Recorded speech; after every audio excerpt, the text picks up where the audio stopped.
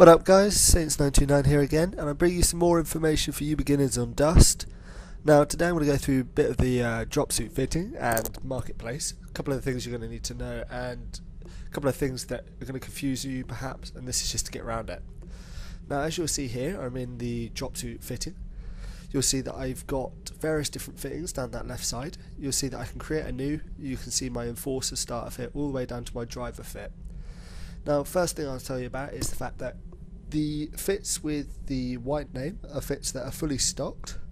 The fits with the red name show that I'm missing a particular item or I'm missing all the items from that. So for example, if I scroll down here, you'll see that I have all the items in here. I go down to my skin weave heavy and you'll see I'm missing the forge gun on this particular item. Now first things first, when you're going to go and edit a Dropsuit, you're going to press X. You'll see several options come up. You've got edit, restock, duplicate, favorite, rename and delete fitting. Now some of these are standard. For example, delete obviously means delete, rename obviously means rename. Favorite will put it to the top of this list, basically means what you'll look like. Duplicate means that you can make a double or a duplicate as such. This allows you to make exactly the same fitting but change just one module here and there and save you having to remake it completely. Restock, this allows you to restock every single item within the fitting. So this will, for example, if you're missing just one item, it will restock all the items you use. For example, this particular fit that I've got here, you can see that I have several items with blue round, which I'll explain in a little bit, and then you've got several items that don't have the little blue square around them. Now the items without the blue square, I have to repurchase every time I lose, bar the armour, because the armour is a starter fit. So for example, the pistol that you can see there with 49 and the AV grenade you can see with 1. If I lose that one AV grenade, I'd have to restock my pistol at the same time if I decide to restock this way. Then finally the main bit here is edit. Now if I go into edit, you'll see first of all various stats come up on that right side. Now these are your armor stats. These will include the boost that you get from both skill points and modules. On your left side, you can see here you have your high powered modules. Now this is usually your weapon boosts or your shield boosts or shield recharge rates, things like that basically. You've got your right side, which is your low powered modules. Now these affect your armor, your CPU and your PG rating of your actual dropsuit. You've got your equipment and then your weapons. Now each dropsuit, depending on which type it is, for example you've got heavy, scout, logistics and assault. Each of them will have a very different fit. They'll have different amounts of PG and CPU and their stats will be different depending on what fitting you go for. For example, this assault suit has got fairly high armor, pretty good shields. It's not as fast as perhaps the other units and it's not as heavily armoured. It's kind of a mid-range. For example, the heavy suit would be far heavier when it comes to armour and shielding sort of thing. However, it's very slow, whereas the scout would be very low on the armour and shields, however be very fast when it's moving across the battlefield, basically to suit the sort of play style that you'll be playing in within that dropsuit. Now as you can see here, as I just said, you've got some items with blue square around them and some that don't. The ones with the blue square around are actual blueprints. Now these are the copies in which if you die, you don't have to worry about restocking. These are permanent blueprints. These are blueprints that no matter how many times you die, you're not going to run out and you'll always be able to access these. However, you've got your other items, such as I said, the pistol and the AV, which were purchasable via the marketplace, which I'll go through again later on in the video. You'll also see that you've got two stats here. On your left side, just where I've highlighted now by the pistol, you've got your CPU rating. So you can see here you've got your orange rating, which is how much you're using, and then the white value, which is your total. So at the moment I'm using 169 of the CPU, which I could use up to 172. And then on my right side, as you can see where I'm highlighted, right next to my equipment slot, you've got your PG or your power grid. Now this is 23 for the 31. It's the exact same. I'm currently using 23 and I could use it up to 31. The key thing to note is that each of my modules will take up a certain amount of CPU and PG. Some items, for example here, this recharger doesn't use any PG and that makes it invaluable. However, because it's a blueprint and because it's a militia blueprint, it's not necessarily as good as some of the other potential items you can get across Marketplace. This means that when I'm purchasing items, or once I've got the skills to do so, I'm going to want to look very, very carefully at these CPU and PG ratings. If I go above the CPU or PG rating, as I'll try and show you now, if I can find a way of doing this, if I replace this, you'll see here, as I flick over this drop link, you'll see that both my PG and CPU go into the red. This means if I have this item, it's an invalid fit and I won't be able to use it. It won't allow me to use it. Therefore, I have to look for an item that has the right PG and CPU, which ironically is the Nano Hive, which I just had. I can then choose to fit. Now, as I just showed, when you go onto an item, you have a choice. You can replace, you can remove with show info. Now, show info is your standard screen. You see all the details of the item. Once again, as I've shown in previous videos, you go right and you can go left. It shows you all the information you need to know. The most important is probably going to be your CPU and PG at the moment. You want to know these, and then you're also going to want to know the attributes. So, for example, the amount of damage or how effective that item is. So, all in all, what you're looking for is, for the lowest CPU and PG, you want the best stats. So fairly simple there, but it's if you want to replace it, you can simply go here. Now you'll have a list. Now these will either be items you purchased via Marketplace, items you've been given, or items that you have found on the battlefield, such as some of the rare items that you can find. I believe I found the Cartham and Creo Drona, I think, Breach Assault Rifle. I found both of those on the battlefield. I scavenged those. However, I don't have the skills at the moment to use them, as you can see. It's the exact same with the fittings and skills. Because it's in red, I'm unable to use it because I don't have the prerequisites I need. However, if it's in white, I can.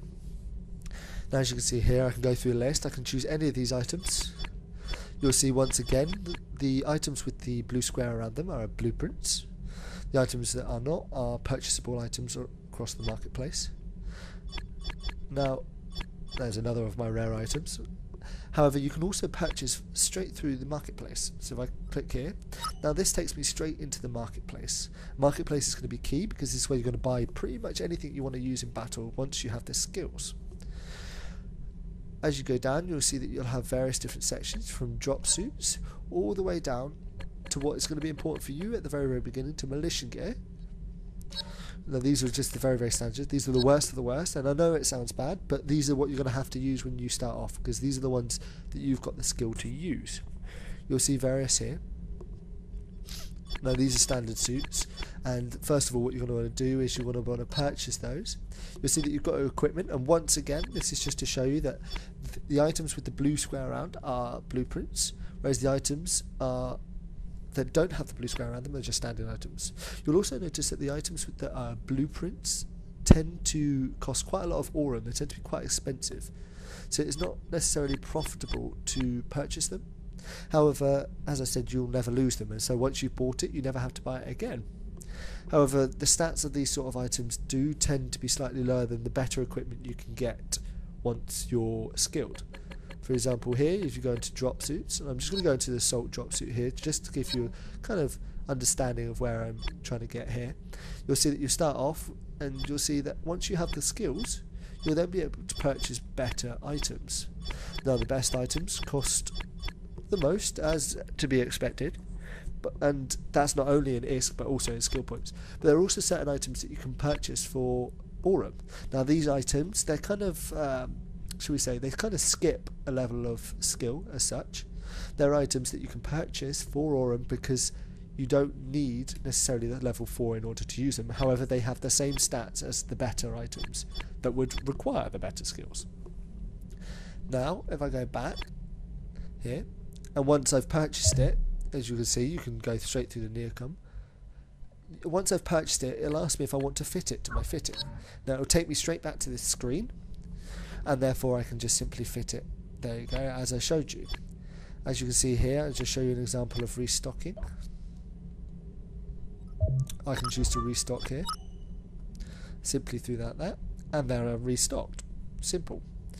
Now, it's very much, as I said, it's going to be very, very important for you to deal with fittings, and I hope this helps a little bit. It can be a little bit confusing. However, once you get the basics, you'll understand how to fit yours and how to fit them the way you want them.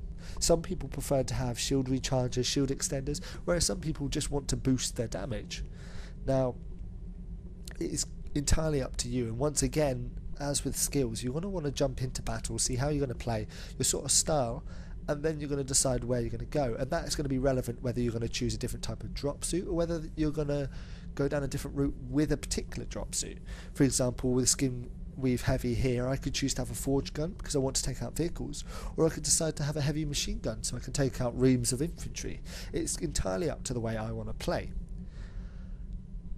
I hope this has been useful. I hope this has gone over quite quickly and quite briefly over to the most important parts of fitting. I hope it's briefly gone into Marketplace, how to understand it a little bit and how to kind of use Marketplace as such. Make sure that you're always pressing triangle. That's one piece of advice, because it's always going to show you the info. You're going to want to press stats while in dropsuit fittings, because they're going to give you the important bits. You're going to want to improve those and learn your play style. Learn how you're going to want to play, and they're the 3 key things you're going to need to do. Now, as I said, the key point on here is that your dropsuit is going to change as you progress as a player. The better skills you have, the better player you're going to be, and your suit's going to be better, whether you purchase the better items or not.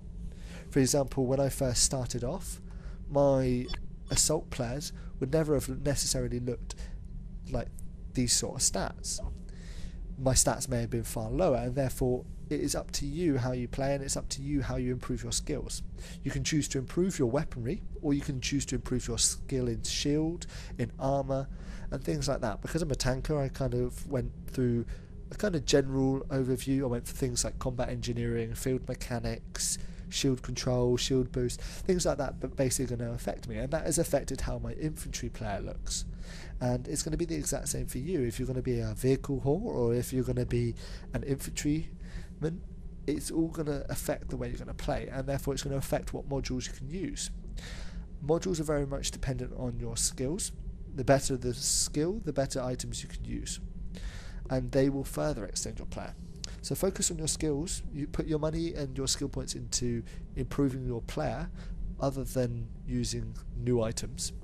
When you first start off, you're not going to be purchasing the best items. You're going to want to improve your skills first off, and therefore the reams of ISK you get, you're going to want to put towards better skills rather than better items. Thank you for listening, guys. I hope this has helped. I know it's been quite rough and ready. It's not been probably as smooth as I normally do. This is very much just a quick video because I wanted to get something up very briefly this weekend. I wanted to get something out for you guys. It would help you quickly, because I know more and more people are joining, whether that be 7 or whether that be the game. And I'm glad you guys are watching, and I appreciate you doing so. And I'd just like to say thank you. I've also received a request to give a shout out, actually.